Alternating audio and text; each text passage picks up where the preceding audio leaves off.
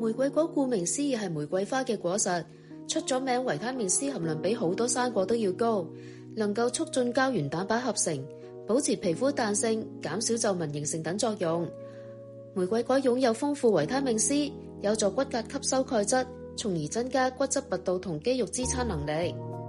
玫瑰果含有多種多酚物質同埋類黃酮，抗氧化能力非常強，有助對抗自由基，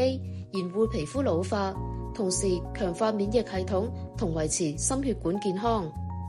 玫瑰果具有天然抗炎功效，有助減輕骨關節痛同僵硬。此外，玫瑰果含豐富嘅果膠，屬於水溶性纖維，可以促進腸道蠕動，幫助排便。